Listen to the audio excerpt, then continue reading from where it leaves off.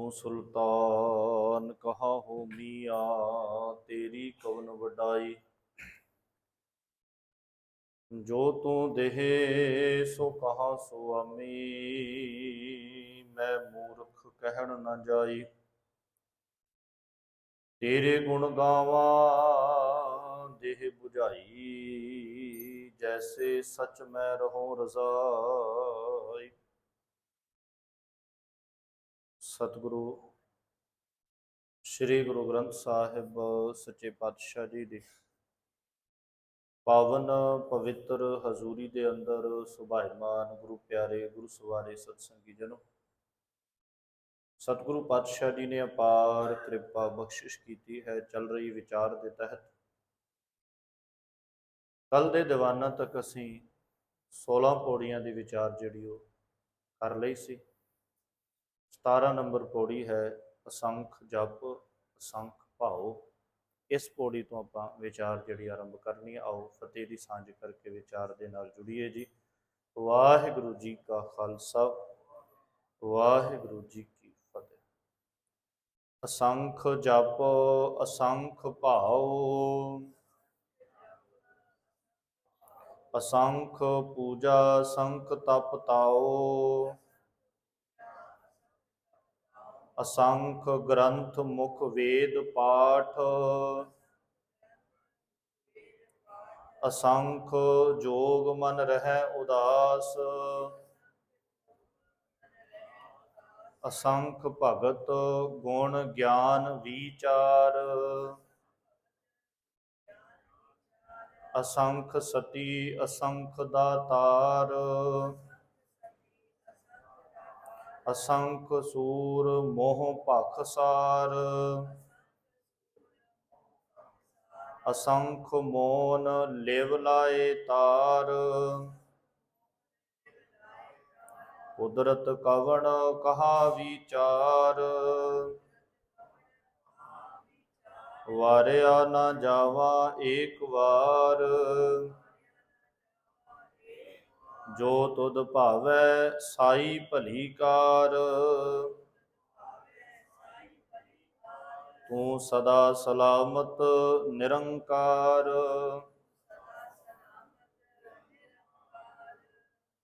ਜਿਹੜਾ ਇਹਨੂੰ ਕਹਾਂ ਨਾ ਕਰੀਏ, ਕਹਾਂ ਕਹਾ, ਜਦ ਆਪਾਂ ਕਹਾਂ ਪੜਾਂਗੇ, ਕਹਾਂ ਦਾ ਅਰਥ ਹੈ ਹਿੰਦੀ ਦਾ ਲਫ਼ਜ਼ ਹੁੰਦਾ ਵੀ ਕਿੱਥੇ। ਇਹਨੂੰ ਜਿਹੜਾ ਉਹਦਾ ਅਰਥ ਚੱਲਿਆ ਕਿੱਥੇ, ਕਿੱਥੇ ਨਹੀਂ। ਇਹਨੂੰ ਆਪਾਂ ਜਦੋਂ ਬਿਆਨ ਕਰਾਂ, ਮੈਂ ਕੀ ਕਹਾਂ, ਇਸ ਰੂਪ ਦੇ ਵਿੱਚ ਇਹਦਾ ਪਾਠ ਕਰੀਏ। ਹੁਣ ਇਹ ਜਿਹੜੀਆਂ ਪੌੜੀਆਂ ਆਈਆਂ, ਜਿਹੜੀਆਂ ਅਗਲੀਆਂ 3 ਪੌੜੀ ਦੇ ਵਿਚਾਰ ਸ਼ੁਰੂ ਹੋ ਰਹੀ, ਇਹਨੂੰ ਆਪਾਂ ਅਸੰਖ ਵਾਲੀਆਂ ਪੌੜੀਆਂ ਕਹਿੰਦੇ ਹਾਂ। ਜਿਹੜਾ ਅਸੰਖ ਲਫ਼ਜ਼ ਦਾ ਸਿੱਧਾ ਜਿਹਾ ਅਰਥ ਹੈ ਸੰਖਿਆ ਤੋਂ ਪਰੇ। ਇੱਕ ਹੈ ਸੰਖ ਜਿਹਦੀ ਗਿਣਤੀ ਕੀਤੀ ਜਾ ਸਕਦੀ ਹੈ, ਇੱਕ ਹੋ ਗਿਆ ਅਸੰਖ ਜਿਹੜਾ ਗਿਣਤੀ ਤੋਂ ਪਰੇ ਹੈ। ਸਾਹਿਬ ਕੁਦਰਤ ਦੀ ਵਿਸਥਾਰਤਾ ਦੀ ਗੱਲ ਕਰ ਰਿਹਾ ਧੰਨ ਗੁਰੂ ਨਾਨਕ ਸਾਹਿਬ। ਸਤਿਗੁਰੂ ਕਹਿੰਦੇ ਰੱਬ ਜੀ ਤੁਹਾਡੀ ਕੁਦਰਤ ਦੇ ਵਿੱਚ ਅਸੰਖ ਲੋਕ ਜਿਹੜੇ ਨੇ, ਅਣਗਿਣਤ ਲੋਕ ਜਿਹੜੇ ਨੇ ਉਹ ਜਪ ਕਰ ਰਹੇ ਨੇ। ਅਸੰਖ ਲੋਕ ਜਿਹੜੇ ਨੇ ਉਹ ਪਿਆਰ ਕਰ ਰਹੇ ਨੇ। ਅਸੰਖ ਲੋਕ ਜਿਹੜੇ ਨੇ ਉਹ ਪੂਜਾ ਕਰ ਰਹੇ ਆ। ਅਸੰਖ ਲੋਕ ਜਿਹੜੇ ਆ ਉਹ ਤਪ ਸਾਧ ਰਹੇ ਆ। ਅੱਗੇ ਜੀ ਅਸੰਖ ਗ੍ਰੰਥ ਮੁਖ ਵੇਦ ਪਾਠ। ਇਹਦਾ ਇੱਕ ਜ਼ਰੂਰ ਧਿਆਨ ਰੱਖਿਓ, ਜਿਹੜਾ ਵਿਸ਼ਰਾਮ ਹੈ ਉਹ ਅਸੰਖ ਤੇ ਲਾਣਾ ਹੈ, ਗ੍ਰੰਥ ਤੇ ਨਹੀਂ ਲਾਉਣਾ। ਜੇ ਗ੍ਰੰਥ ਤੇ ਲੱਗ ਗਿਆ ਤੇ ਇਹਦਾ ਅਰਥ ਹੋ ਜਾਏਗਾ ਵੀ ਬੇਅੰਤ ਗ੍ਰੰਥ, ਅਸੰਖਿਆ ਤੋਂ ਪਰੇ ਗ੍ਰੰਥ ਨਹੀਂ। ਅਸੰਖ ਗ੍ਰੰਥ ਮੁਖ ਵੇਦ ਪਾਠ। ਬੜੇ ਸਾਰੇ ਲੋਕ ਇਹੋ ਜਿਹੇ ਨੇ ਜਿਹੜੇ ਮੁਖ ਤੋਂ ਵੇਦਾਂ ਦਾ ਪਾਠ ਕਰ ਰਹੇ ਆ, ਧਾਰਮਿਕ ਪੁਸਤਕਾਂ ਪੜ੍ਹ ਰਹੇ ਆ। ਅਸੰਖ ਜੋਗ ਮਨ ਰਹਿ ਉਦਾਸ। ਬੜੇ ਸਾਰੇ ਲੋਕ ਇਹੋ ਜਿਹੇ ਨੇ ਜਿਹੜੇ ਜੋਗ ਧਾਰਨ ਕਰਕੇ ਮਨ ਦੇ ਤੌਰ ਤੇ ਉਦਾਸੀ ਬਣ ਗਏ। ਅੱਗੇ ਅਸੰਖ ਭਗਤ। ਹੁਣ ਇਹਦਾ ਵਿਸ਼ਰਾਮ ਭਗਤ ਤੇ ਲੱਗੇਗਾ। ਅਣਗਿਣਤ ਭਗਤ ਇਹੋ ਜਿਹੇ ਨੇ ਗੁਣ ਗਿਆਨ ਵਿਚਾਰ, ਜਿਹੜੇ ਗੁਣਾਂ ਦੀ ਗਿਆਨ ਦੀ ਵਿਚਾਰ ਕਰ ਰਹੇ ਹਨ। ਅਸੰਖ ਸਤੀ ਅਸੰਖ ਦਾਤਾਰ। ਮਹਾਰਾਜ ਕਹਿੰਦੇ ਰੱਬ ਜੀ ਤੇਰੀ ਕੁਦਰਤ ਦੇ ਵਿੱਚ ਬੜੇ ਸਾਰੇ ਲੋਕ ਇਹੋ ਜਿਹੇ ਨੇ ਜਿਹੜੇ ਸਤੀ ਹੋ ਗਏ, ਤੇ ਕਈ ਲੋਕ ਇਹੋ ਜਿਹੇ ਨੇ ਮਹਾਰਾਜ ਜਿਹੜੇ ਦਾਤਾਂ ਦੇ ਰਹੇ ਆ। ਕਈ ਦਾਨੀ ਨੇ, ਕਈ ਦਾਤਾਂ ਵੰਡਣ ਵਾਲੇ ਨੇ, ਬਖਸ਼ਿਸ਼ਾਂ ਕਰ ਰਹੇ ਨੇ, ਲੋਕਾਂ ਨੂੰ ਸਭ ਕੁਝ ਵੰਡ ਰਹੇ ਆ। ਅਸੰਖ ਸੂਰ ਮੋਹ ਭਖ ਸਾਰ।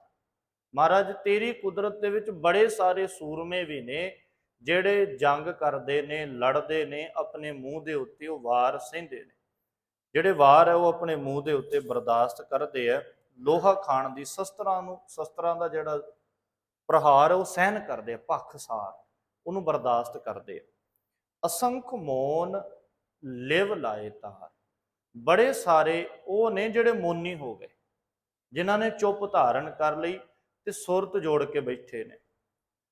ਕੁਦਰਤ ਕਵਣ ਕਹਾ ਵਿਚਾਰ। ਰੱਬ ਜੀ ਮੈਂ ਤੇਰੀ ਕੁਦਰਤ ਦੇ ਬਾਰੇ ਕੀ ਵਿਚਾਰ ਕਵਾਂ, ਕੀ ਬਿਆਨ ਕਰਾਂ। ਹੁਣ ਇਹ ਸਾਰੀ ਪੌੜੀ ਦੇ ਵਿੱਚ ਬੇਅੰਤਤਾ ਦੀ ਗੱਲ ਕੀਤੀ ਹੈ। ਇਹ ਬਿਲਕੁਲ ਨਹੀਂ ਕਿ ਮਹਾਰਾਜ ਨੇ ਜਿਹੜੇ ਇਹ ਕੰਮ ਕਰੇ ਸਹੀ ਹੈ ਜਾਂ ਗਲਤ ਹੈ, ਉਹ ਵਿਸ਼ਾ ਨਹੀਂ ਰੱਖਿਆ, ਸਿਰਫ ਬੇਅੰਤਤਾ ਦੀ ਗੱਲ ਕੀਤੀ ਹੈ। ਵਾਰਿਆ ਨਾ ਜਾਵਾਂ ਇੱਕ ਵਾਰ, ਮੈਂ ਤੇਰੇ ਤੋਂ ਇੱਕ ਵਾਰ ਵੀ ਸਦਕੇ ਵੀ ਨਹੀਂ ਜਾ ਸਕਦਾ। ਜੋ ਤੁਧ ਭਾਵੈ ਸਾਈ ਭਲੀ ਕਾਰ। ਰੱਬ ਜੀ ਜੋ ਤੈਨੂੰ ਚੰਗਾ ਲੱਗਦਾ ਮੇਰੇ ਵਾਸਤੇ ਉਹੀ ਕਾਰ ਚੰਗੀ ਹੈ। ਤੂੰ ਸਦਾ ਸਲਾਮਤ ਨਿਰੰਕਾਰ, ਤੂੰ ਸਦਾ ਸਲਾਮਤ ਹੈ, ਸਦਾ ਥਿਰ ਰਹਿਣ ਵਾਲਾ ਹੈ, ਤੂੰ ਆਕਾਰ ਤੋਂ ਰਹਿਤ ਹੈ। ਅਗਲੀ ਪੌੜੀ ਹੈ ਜੀ। ਅਸੰਖ ਮੂਰਖ ਅੰਧ ਘੋਰ, ਅਸੰਖ ਚੋਰ ਹਰਾਮ ਖੋਰ। ਹਾਂਜੀ, ਦੋਵੇਂ ਇਸ ਤਰੀਕਾ ਜਿੱਦਾਂ ਆਪਾਂ ਪਾਠ ਕੀਤਾ ਅਲੱਗ ਅਲੱਗ ਹੀ ਕਰਨੇ ਆ। ਅਸੰਖ ਚੋਰ ਹਰਾਮ ਖੋਰ,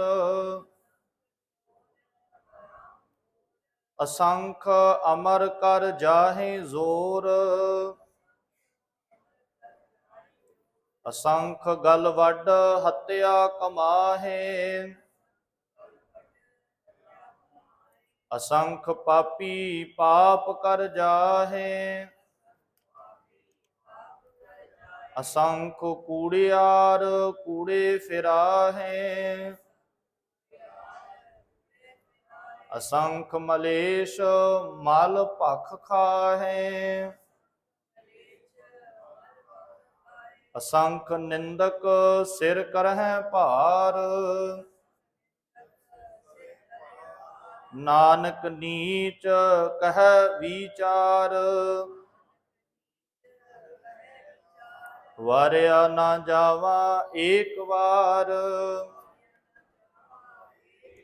ਜੋ ਤੁਧ ਭਾਵੈ ਸਾਈ ਭਲੀ ਕਾਰ, ਤੂੰ ਸਦਾ ਸਲਾਮਤ ਨਿਰੰਕਾਰ। ਅਸੰਖ ਮੂਰਖ ਅੰਧ ਘੋਰ।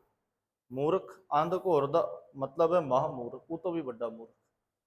ਮਹਾਰਾਜ ਕਹਿੰਦੇ ਇਸ ਦੁਨੀਆ ਦੇ ਵਿੱਚ ਕੁਝ ਮੂਰਖ ਨੇ, ਕੁਝ ਉਹਦੇ ਤੋਂ ਵੀ ਵੱਡੇ ਮੂਰਖ ਵਸੇ ਹੋਏ ਨੇ। ਅਸੰਖ ਚੋਰ ਹਰਾਮ ਖੋਰ। ਬੜੇ ਲੋਕ ਇੱਥੇ ਚੋਰ ਨੇ। ਹਰਾਮ ਖੋਰ ਦਾ ਮਤਲਬ ਹੈ ਕਿਸੇ ਦਾ ਹੱਕ ਖਾਣ ਵਾਲਾ, ਕਿਸੇ ਦੂਜੇ ਦਾ ਹੱਕ ਮਾਰ ਕੇ ਖਾਣ ਵਾਲਾ। ਮਹਾਰਾਜ ਕਹਿੰਦੇ ਚੋਰ ਵੀ ਨੇ ਤੇ ਬੇਅੰਤ ਉਹ ਵੀ ਨੇ ਜਿਹੜੇ ਕਿਸੇ ਦਾ ਹੱਕ ਮਾਰ ਕੇ ਖਾ ਰਹੇ ਆ। ਅਸੰਖ ਅਮਰ ਕਰ ਜਾਹੇ ਜ਼ੋਰ। ਕਈ ਲੋਕ ਇਹੋ ਜਿਹੇ ਨੇ ਜਿਨ੍ਹਾਂ ਦੇ ਕੋਲ ਤਾਕਤ ਹੈ, ਉਹ ਹੁਕਮ ਕਰਕੇ, ਆਪਣੀ ਤਾਕਤ ਦਾ ਇਸਤੇਮਾਲ ਕਰਕੇ ਲੋਕਾਂ ਦੇ ਉੱਤੇ ਆਪਣਾ ਜ਼ੋਰ ਅਜਮਾ ਰਹੇ ਆ। ਆਪਣੇ ਹੁਕਮ ਦੇ ਨਾਲ ਕਿਸੇ ਕੋਲ ਪਦਵੀ ਹੈ ਤੇ ਪਦਵੀ ਦੇ ਨਾਲ ਨੀਵੇਂ ਅਗਲੇ ਨੂੰ ਨੀਵਾਂ ਦਿਖਾ ਕੇ ਉਹਨੂੰ ਦੁਖੀ ਕਰ ਰਹੇ ਆ। ਅਸੰਖ ਗਲ ਵੱਡ ਹੱਤਿਆ ਕਮਾਏ। ਬੜੇ ਲੋਕ ਇਹੋ ਜਿਹੇ ਨੇ ਜਿਹੜੇ ਲੋਕਾਂ ਦੇ ਗਲੇ ਵੱਢਣ ਵਾਲੇ ਨੇ, ਇੱਥੇ ਜਿਹੜੇ ਹੱਤਿਆ ਕਰ ਰਹੇ ਨੇ, ਲੋਕਾਂ ਨੂੰ ਮਾਰ ਰਹੇ ਨੇ। ਅਸੰਖ ਪਾਪੀ ਪਾਪ ਕਰ ਜਾਹੇ। ਬੇਅੰਤ ਲੋਕ ਪਾਪੀ ਨੇ ਜਿਹੜੇ ਪਾਪ ਕਰ ਕਰਕੇ ਇਸ ਦੁਨੀਆ ਦੇ ਵਿੱਚ ਵਸ ਰਹੇ ਨੇ ਤੇ ਪਾਪ ਕਮਾ ਕਮਾ ਕੇ ਇੱਥੋਂ ਤੁਰ ਜਾਂਦੇ ਨੇ। ਅੱਗੇ ਅਸੰਖ ਕੂੜਿਆਰ ਕੂੜੇ ਫਿਰਾਹੇ। ਦੋਵੇਂ ਅੱਖਰ ਦੇਖ ਲਿਓ ਜੀ, ਕੂੜਿਆਰ ਨਹੀਂ, ਕੂੜਿਆਰ ਕੂੜੇ ਫਿਰਾਹੇ। ਕਈ ਲੋਕ ਇਸ ਦੁਨੀਆ ਦੇ ਵਿੱਚ ਝੂਠ ਬੋਲਣ ਵਾਲੇ ਸੁਭਾਅ ਦੇ ਬਣ ਗਏ। ਕੂੜਿਆਰ ਜਿਹੜੇ ਝੂਠ ਬੋਲ ਰਹੇ ਨੇ ਤੇ ਝੂਠ ਵਿੱਚ ਹੀ ਰੁੱਝੇ ਰਹਿੰਦੇ ਨੇ। ਉਹਨਾਂ ਦਾ ਸੁਭਾਅ ਬਣ ਗਿਆ ਝੂਠ ਬੋਲਣਾ ਤੇ ਝੂਠ ਦੇ ਵਿੱਚ ਹੀ ਰੁੱਝੇ ਰਹਿੰਦੇ ਨੇ। ਅਸੰਖ ਮਲੇਸ਼ ਮਲ ਭਖ ਖਾਹੇ। ਮਲੇਸ਼ ਦਾ ਅਰਥ ਹੈ ਖੋਟੀ ਬੁੱਧੀ ਵਾਲਾ। ਕਈ ਇਨਸਾਨ ਇਹੋ ਜਿਹੇ ਨੇ ਜਿਨ੍ਹਾਂ ਦੀ ਬੁੱਧੀ ਖੋਟੀ ਹੋ ਚੁੱਕੀ ਹੈ ਤੇ ਉਸੇ ਖੋਟੀ ਬੁੱਧੀ ਦੇ ਵਿੱਚੋਂ ਜਿਹੜੇ ਉਹ ਖਚਿਤ ਰਹਿੰਦੇ ਆ। ਅਸੰਖ ਨਿੰਦਕ ਸਿਰ ਕਰੈ ਭਾਰ। ਦੁਨੀਆ ਦੇ ਵਿੱਚ, ਉਹਦੀ ਕੁਦਰਤ ਦੇ ਵਿੱਚ ਬੇਅੰਤ ਲੋਕ ਇਹੋ ਜਿਹੇ ਨੇ ਜਿਨ੍ਹਾਂ ਦਾ ਕੰਮ ਨਿੰਦਾ ਕਰਨਾ ਹੀ ਬਣਿਆ ਪਿਆ। ਨਿੰਦਾ ਕਰ ਕਰਕੇ ਆਪਣੇ ਸਿਰ ਦੇ ਉੱਤੇ ਨਿੰਦਿਆ ਦਾ ਉਹ ਭਾਰ ਢੋ ਰਹੇ ਨੇ। ਹੁਣ ਅਗਲੀ ਜਿਹੜੀ ਪੰਕਤੀ ਹੈ, ਇਹਨੂੰ ਨਾਨਕ ਨੀਚ ਇਕੱਠਾ ਰੱਖਣਾ ਹੈ, ਅਲੱਗ ਨਹੀਂ ਕਰਨਾ। ਸਾਹਿਬ ਨੇ ਪਹਿਲਾਂ ਕਿਸੇ ਨੂੰ ਮੂਰਖ ਕਿਹਾ, ਕਿਸੇ ਨੂੰ ਗਲਵੜ ਕਿਹਾ, ਕਿਸੇ ਨੂੰ ਪਾਪੀ ਕਿਹਾ, ਕਿਸੇ ਨੂੰ ਹਥਿਆਰੇ ਕਿਹਾ। ਅਖੀਰ ਦੇ ਵਿੱਚ ਮਹਾਰਾਜ ਕਹਿੰਦੇ ਮੈਂ ਕੋਈ ਵੱਡਾ ਨਹੀਂ ਹੈ। ਜੇ ਮੈਂ ਕਿਸੇ ਨੂੰ ਪਾਪੀ ਕਹਿ ਰਿਹਾ, ਮੈਂ ਕਿਸੇ ਨੂੰ ਹਥਿਆਰਾ ਕਹਿ ਰਿਹਾ, ਤੇ ਮੈਂ ਕੋਈ ਵੱਡਾ ਨਹੀਂ ਹੈ। ਨਾਨਕ ਨੀਚ, ਮੈਂ ਬੜਾ ਵੱਡਾ ਆਪਣੇ ਆਪ ਦੇ ਵਿੱਚ ਗਰੀਬ ਹਾਂ, ਨਿਮਾਣਾ ਹਾਂ, ਤੇ ਮੈਂ ਨਿਮਾਣਾ ਜਾਏ ਨਾਨਕ ਨੀਚ ਕਹਿ ਵਿਚਾਰ। ਮੈਂ ਤੇ ਸਿਰਫ ਨਿਮਾਣੇ ਜੇ ਸੇਵਕ ਨੇ ਤੇਰੀ ਕੁਦਰਤ ਦੀ ਗੱਲ ਕੀਤੀ ਹੈ। ਮੈਂ ਕਿਸੇ ਨੂੰ ਨੀਵਾਂ ਨਹੀਂ ਦਿਖਾ ਰਿਹਾ, ਮੈਂ ਕਿਸੇ ਬਾਰੇ ਮਾੜਾ ਨਹੀਂ ਬੋਲ ਰਿਹਾ। ਜੋ ਮੈਨੂੰ ਸਮਝ ਆਇਆ, ਤੇ ਕਿਤੇ ਇਹ ਨਹੀਂ ਕਿ ਮੈਂ ਬੜਾ ਵੱਡਾ, ਮੈਂ ਬੜਾ ਸਿਆਣਾ, ਨਹੀਂ, ਮੈਂ ਵੀ ਨੀਚ ਹਾਂ। ਮੈਂ ਨੀਚ ਦਾ ਮਤਲਬ ਉਹ ਨਹੀਂ ਜਿਹਨੂੰ ਅੱਜ ਆਪਾਂ ਲਫ਼ਜ਼ ਵਰਤ ਰਹੇ ਹਾਂ। ਇਹਦਾ ਮਤਲਬ ਹੈ ਨਿਮਾਣਾ, ਗਰੀਬ। ਵਾਰਿਆ ਨਾ ਜਾਵਾਂ ਇੱਕ ਵਾਰ। ਰੱਬ ਜੀ, ਤੇਰੀ ਕੁਦਰਤ ਤੋਂ ਮੈਂ ਸਦਕੇ ਵੀ ਨਹੀਂ ਜਾ ਸਕਦਾ। ਜੋ ਤੁਧ ਭਾਵੈ ਸਾਈ ਭਲੀ ਕਾਰ। ਜੋ ਤੈਨੂੰ ਚੰਗਾ ਲੱਗਦਾ ਉਹੀ ਕਾਰ ਚੰਗੀ ਹੈ। ਤੂੰ ਸਦਾ ਸਲਾਮਤ ਨਿਰੰਕਾਰ। ਰੱਬ ਜੀ, ਤੁਸੀਂ ਸਦਾ ਸਲਾਮਤ ਹੋ, ਸਦਾ ਥਿਰ ਹੋ, ਆਕਾਰ ਤੋਂ ਰਹਿਤ ਹੋ। ਇਹ ਹੋ ਗਈਆਂ ਜੀ 18 ਪੌੜੀਆਂ। ਅਗਲੀ ਪੌੜੀ ਦੇ ਵਿਚਾਰ, ਅਸੰਖ ਨਾਵ ਅਸੰਖ ਥਾਵ, ਅਗਮ ਅਗਮ ਅਸੰਖ ਲੋ। ਅਸੰਖ ਹੈ ਸਿਰ ਭਾਰ ਹੋਏ, ਅਖਰੀ ਨਾਮ ਅਖਰੀ ਸਲਾਹ। ਅਖਰੀ ਗਿਆਨ ਗੀਤ ਗੁਣ ਗਾਹ, ਅਖਰੀ ਲਿਖਣ ਬੋਲਣ ਬਾਣ। ਅਖਰਾ ਸਿਰ ਸੰਜੋਗ ਵਖਾਣ, ਜਿਨ ਇਹ ਲਿਖੇ ਤਿਸ ਸਿਰ ਨਾਹੇ। ਜਿਵ ਫੁਰਮਾਏ ਤਿਵ ਤਿਵ ਪਾਹੇ, ਜੇਤਾ ਕੀਤਾ ਤੇਤਾ ਨਾਉ। ਵਿਣ ਨਾਵੈ ਨਾਹੀ ਕੋ ਥਾਉ, ਕੁਦਰਤ ਕਵਣ ਕਹਾ ਵਿਚਾਰ। ਵਾਰਿਆ ਨਾ ਜਾਵਾਂ ਏਕ ਵਾਰ,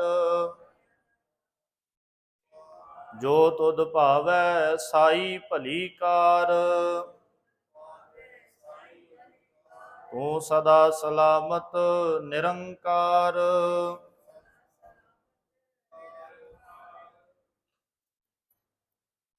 ਅਸੰਖ ਨਾਵ ਅਸੰਖ ਥਾਉ।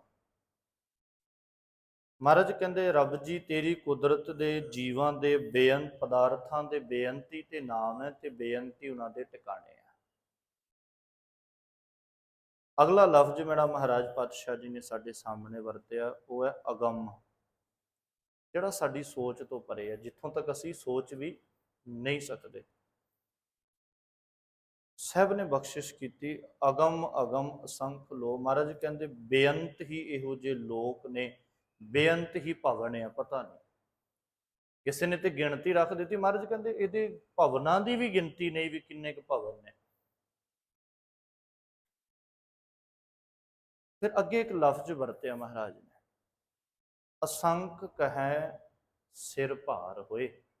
ਮਹਾਰਾਜ 3 ਪੌੜੀਆਂ ਤੇ ਲਫ਼ਜ਼ ਵਰਤਦੇ ਆ ਰਹੇ, ਅਸੰਖ ਅਸੰਖ। ਤੇ ਬਾਅਦ ਦੇ ਵਿੱਚ ਮਹਾਰਾਜ ਨੇ ਇਹ ਕਿਹਾ ਵੀ ਅਸੰਖ ਕਹਿਣਾ ਵੀ ਆਪਣੇ ਆਪ ਦੇ ਵਿੱਚ ਪੂਰਾ ਨਹੀਂ ਹੈ।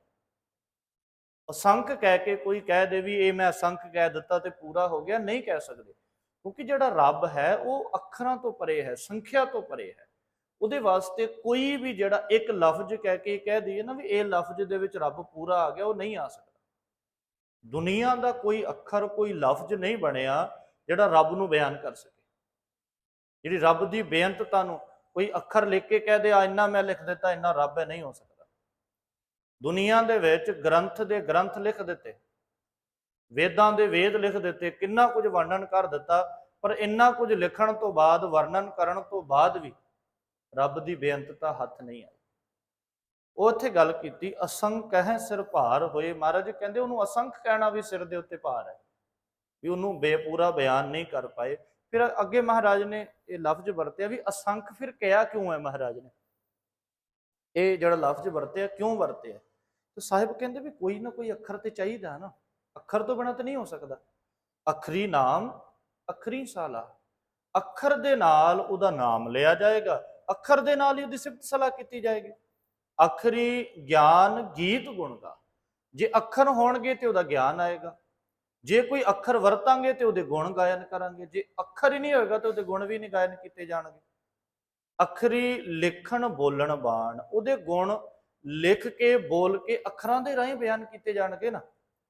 ਅੱਖਰਾਂ ਸਿਰ ਸੰਜੋਗ ਵਖਾਣ, ਅੱਖਰਾਂ ਦੇ ਰਾਹੀਂ ਸੰਜੋਗ ਹੋਏਗਾ, ਅੱਖਰਾਂ ਦੇ ਰਾਹੀਂ ਉਸ ਦੇ ਨਾਮ ਦੀ ਵਡਿਆਈ ਹੋਏਗੀ। ਪਰ ਮਹਾਰਾਜ ਕਹਿੰਦੇ ਜਿਨ ਇਹ ਲਿਖੇ ਤੇ ਸਿਰ ਨਾ ਹੈ, ਜਿਨਨੇ ਇਹ ਲੇਖ ਲਿਖੇ ਨੇ, ਜਿਨਨੇ ਇਹ ਸਾਰੀ ਕੁਦਰਤ ਬਣਾਈ ਹੈ ਨਾ, ਉਹ ਕਿਸੇ ਲੇਖੇ ਦਾ ਮੁਹਤਾਜ ਨਹੀਂ ਹੈ, ਉਹਦੇ ਸਿਰ ਤੇ ਕੋਈ ਇਦਾਂ ਦਾ ਲੇਖ ਨਹੀਂ ਹੈ। ਜਿਨ ਇਹ ਲਿਖੇ ਤਿਸ ਸਿਰ ਨਾ ਹੈ, ਜਿਵ ਫੁਰਮਾਏ, ਇਹ ਫੁਰਮਾਏ ਹੈ ਜੀ, ਫਰਮਾਏ ਨਹੀਂ, ਫੁਰਮਾਏ ਤਿਵ ਤਿਵ ਪਾਹੇ, ਜਿਵੇਂ ਉਹ ਫਰਮਾ ਰਿਹਾ, ਜਿਵੇਂ ਉਹਦਾ ਹੁਕਮ ਹੋ ਰਿਹਾ, ਉਸੇ ਤਰੀਕੇ ਦੇ ਨਾਲ ਸਾਰਾ ਕੁਝ ਦਾਤਾਂ ਜਿਹੜੀਆਂ ਉਹ ਪ੍ਰਾਪਤ ਹੋ ਰਹੀਆਂ ਨੇ, ਸਾਨੂੰ ਮਿਲ ਰਹੀਆਂ ਨੇ। ਅੱਗੇ ਪੰਕਤੀ ਹੈ, ਜੇਤਾ ਕੀਤਾ ਤੇਤਾ ਨਾ, ਜਿੰਨਾ ਵੀ ਦੁਨੀਆ ਦੇ ਵਿੱਚ ਕੀਤਾ ਹੋਇਆ ਹੈ, ਬਣਿਆ ਹੈ, ਤੇਤਾ ਉਨਾ ਹੀ ਸਭ ਪਰਮਾਤਮਾ ਦੇ ਹੁਕਮ ਦੇ ਵਿੱਚ ਬਣਿਆ ਹੋਇਆ, ਉਹਦੇ ਰੂਪ, ਉਹਦੇ ਸਰੂਪ ਦੇ ਵਿੱਚ ਉਹਨੇ ਆਪ ਤਿਆਰ ਕੀਤਾ। ਵਿਣ ਨਾਵੈ ਨਾਹੀ ਕੋ ਥਾਂ, ਕੋਈ ਵੀ ਥਾਂ ਇਹੋ ਜਿਹੀ ਨਹੀਂ ਹੈ ਜਿੱਥੇ ਰੱਬ ਨਹੀਂ ਹੈ, ਹਰ ਜਗ੍ਹਾ ਤੇ ਉਹ ਆਪ ਸਮਾਇਆ ਹੋਇਆ। ਕੁਦਰਤ ਕਵਣ ਕਹਾ ਵਿਚਾਰ, ਰੱਬ ਜੀ ਤੇਰੀ ਕੁਦਰਤ ਦੇ ਬਾਰੇ ਮੈਂ ਕੀ ਵਿਚਾਰ ਕਵਾਂ, ਕੀ ਤੇਰੇ ਬਾਰੇ ਮੈਂ ਬਿਆਨ ਕਰਾਂ। ਵਾਰਿਆ ਨਾ ਜਾਵਾਂ ਇੱਕ ਵਾਰ, ਤੇਰੇ ਵਾਰ ਮੈਂ, ਤੇਰੇ ਤੋਂ ਇੱਕ ਵਾਰ ਵੀ ਮੈਂ ਸਦਕੇ ਨਹੀਂ ਜਾ ਸਕਦਾ, ਇੰਨੀ ਮੇਰੀ ਪਾਇਆ ਨਹੀਂ। ਜੋ ਤੁਧ ਭਾਵੈ ਸਾਈ ਭਲੀ ਕਾਰ। ਦੇਖੋ ਇਹ ਪੰਕਤੀ ਅਸੀਂ ਇਹਨਾਂ ਪੌੜੀਆਂ ਦੇ ਵਿੱਚ ਵੀ ਪੜ੍ਹ ਲਈ ਹੈ, ਅਸੀਂ ਪਾਠ ਵੀ ਰੋਜ਼ ਕਰਦੇ ਹਾਂ। ਮੇਰੇ ਕੋਲ ਸਮਾਂ ਨਹੀਂ ਵੀ ਮੈਂ ਇਹਨਾਂ ਦਾ ਵਿਸਥਾਰ ਕਰਾਂ, ਕਿਉਂਕਿ ਆਪਾਂ ਬੜੀਆਂ ਸਾਰੀਆਂ ਗੱਲਾਂ ਹਜੇ ਵੀ ਰਹਿ ਗਈਆਂ। ਹੁੰਦਾ ਤੇ ਇਹ ਵੀ ਕਿਤੇ ਇੱਕ ਇੱਕ ਪੌੜੀ ਇੱਕ ਇੱਕ ਦਿਨ ਵਿਚਾਰ ਦੇਣਾ, ਬੜਾ ਕੁਝ ਨਿਕਲ ਕੇ ਆਉਣਾ ਸੀ। ਅਗਲੀ ਵਾਰ ਚਲੋ ਆਪਾਂ ਉਸ ਤਰੀਕੇ ਨਾਲ ਉਪਰਾਲਾ ਲੈ ਕੇ ਚੱਲਾਂਗੇ। ਜੇ ਅਸੀਂ ਰੋਜ਼ ਇਹ ਪੜ੍ਹ ਰਹੇ ਹਾਂ ਨਾ, ਜੋ ਤੁਧ ਭਾਵੈ ਸਾਈ ਭਲੀ ਕਾਰ, ਸਾਨੂੰ ਇਹ ਜੀਣਾ ਵੀ ਚਾਹੀਦਾ ਹੈ।